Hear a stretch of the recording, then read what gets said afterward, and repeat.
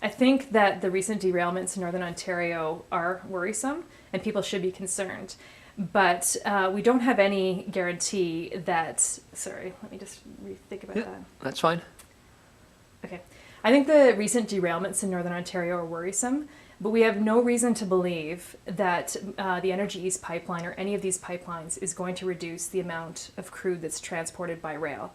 Economically, pipelines are cheaper and they are more efficient for transporting high volumes of crude. But the rail lines are more flexible in terms of their timing and destination, and they're also faster.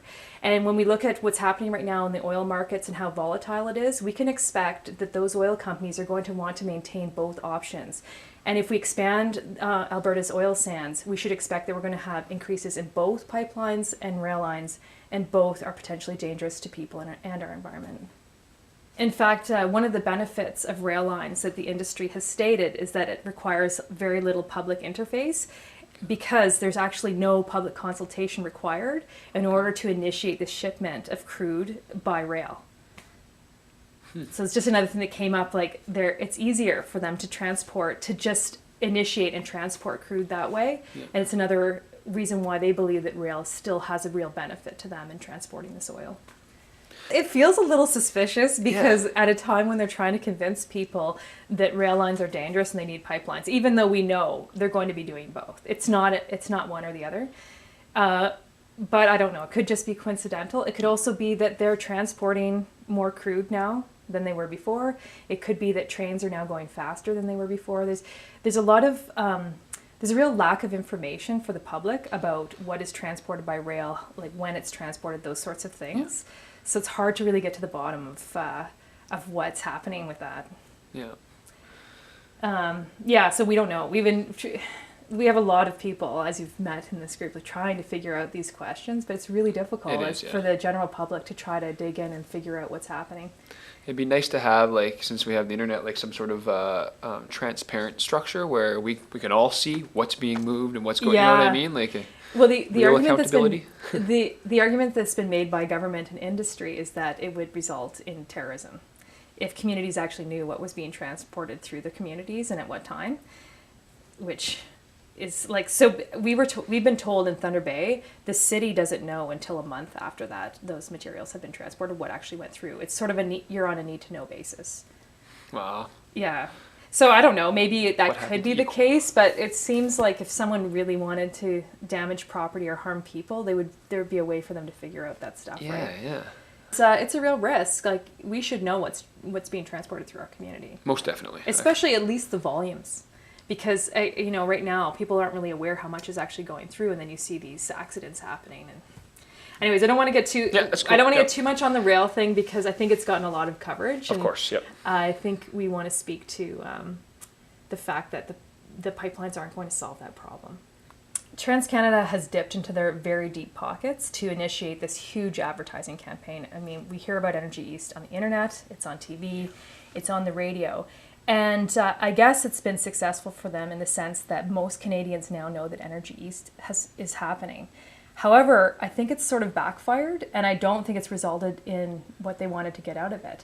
A recent poll that was done in Ontario showed that about 3 out of 4 people in Ontario think it's more important to protect the climate than to support the expansion of the tar sands or these pipelines. Important for people to hear. Yeah, that more people than not are actually thinking that's the wrong way to go. They're not supporting it. Yeah. It was kind of interesting too. I don't know if this probably isn't suitable for the film, but more women than men are concerned about the TransCanada pipeline. So there's some interesting questions about in this upcoming election. And also more women than men are undetermined on which way they're going to vote in elections. So these pipeline issues might become really important in the election, especially when you're talking about how women are going to vote, because the majority of women in Canada don't support these pipelines. Wow. So where do you find these polls? I can email you it. It just came out. It was Climate Action Network. So they did... I don't know, they interviewed a few thousand people across Canada from every province, and they have all the stats laid out by province. So anyone can see them? Yeah, they just did a press release on it yesterday, but I'll email you it's not that long, it's 10 pages, but there's some kind of interesting facts in there to glean. I was pretty surprised actually. I said, oh, this is great, we finally reached a tipping point. Yes, yeah. Where people think maybe this isn't such a good idea. Okay. I think we should be very wary of promises made by TransCanada. They have a record that we should be taking notice of. The National Energy Board said that between 2000 and 2012, there were 184 accidents on TransCanada's natural gas pipeline, and about 28% of those were in Northern Ontario. And then I can also say, probably one of the most notable leaks on record locally was the Beardmore blast in 2011. And in spite of all of the promises about how quickly these accidents and leaks could be responded to, it took 9 hours for TransCanada to stop that leak and extinguish the fire. In the meantime, how much land was destroyed? And, you know, Well, it was like, it's not really, I don't totally have it top of mind, but I think it was 3 billion liters of natural gas that leaked during that time. And the concern is, of course, that this is going to be diluted bitumen, not natural gas. It's heavy, it's toxic, it's really difficult to clean up. If the same kind of accident happened with this product in the pipeline, the consequences would be much more serious. Sure.